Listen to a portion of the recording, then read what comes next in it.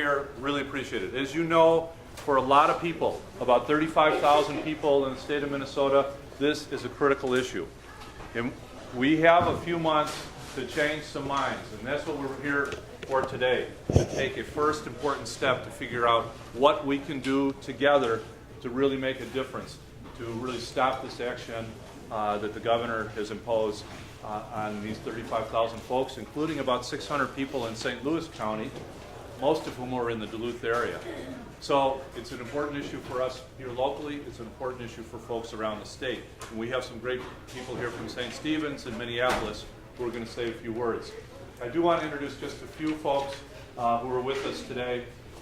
Liz Coppola from there's Liz, Director of the Minnesota Coalition for the Homeless, all the way here from Minneapolis and Eveleth. She's also an Eveleth, Minnesota City Councilor. We have a couple legislators, Tom Huntley, who's been key, and he's been a great champion on this issue. With the Committee on Health in the state, Roger Reinert's here somewhere.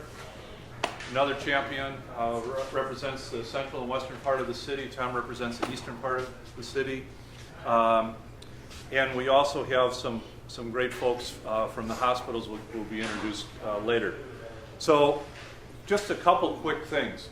If you are on GAMC, we want to know, we want to talk to you, we want to get a little bit of your story. Whatever you're willing to share would be wonderful. You can talk to Kim, you can talk to Sherry, you can talk to any of the staff here, to Liz, to myself. And then number two, I know that most of you know people who are on GAMC. And we want to be able to talk to them too. So if people don't want to share their name, that's fine. But if we could meet folks, to get them involved, to get them engaged, because the more of us who are involved in this, the better chance we have of winning, right? The stronger we are. The more numbers we have, the better we're going to be to prevail. So there's a lot of good folks with us on this around the state. I know St. Stephen's folks will be talking about this, and we have the Vice President, and another Vice President of St. Luke's and St. Mary's here with us today. They are solid supporters. So, we've got some good things going for us. We just got to put it all together and work on this governor of ours. So anyway, thanks for being here. I'm going to introduce Pastor David Bard, pastor at Copper Top First United Methodist, up the hill a little bit. David's going to be kind of our MC today. Thank you, David. Thank you.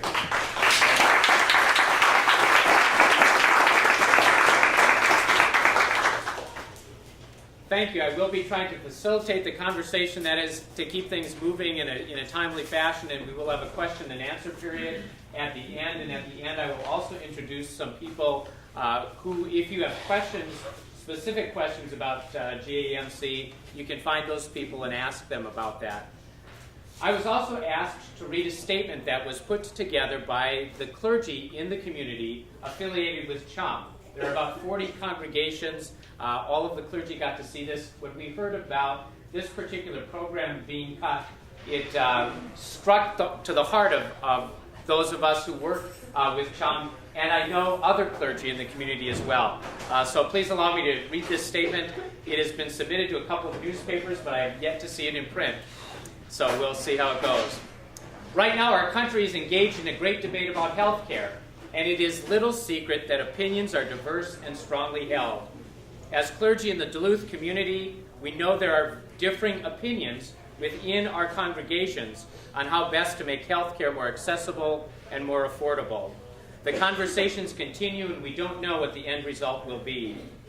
Closer to home, there is a health care issue that we hope people of faith and other caring citizens will agree needs addressing: the issue of general assistance medical care, GAMC, in Minnesota.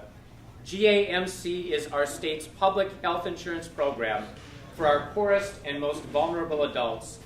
Eligible persons must have an annual income of less than $7,800 and have no minor children living in the household.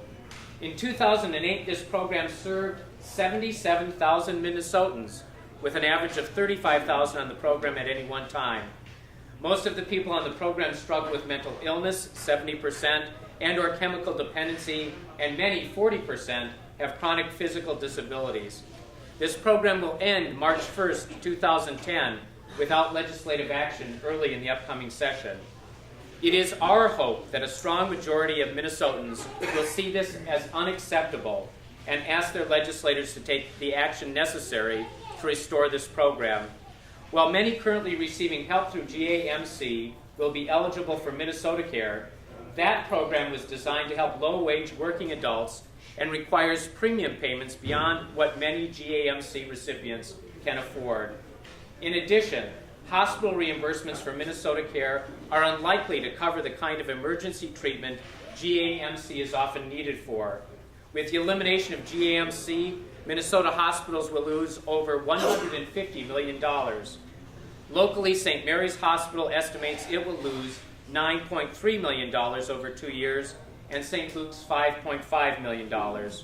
Some of these costs will end up being paid by other patients, like those of us who have medical insurance. As people of faith, we believe the elimination of this program is unacceptable. We believe that God calls people to compassion and care, and is especially concerned with how a society treats its most vulnerable citizens. Do not rob the poor because they are poor, or crush the afflicted at the gate, for the Lord pleads their cause.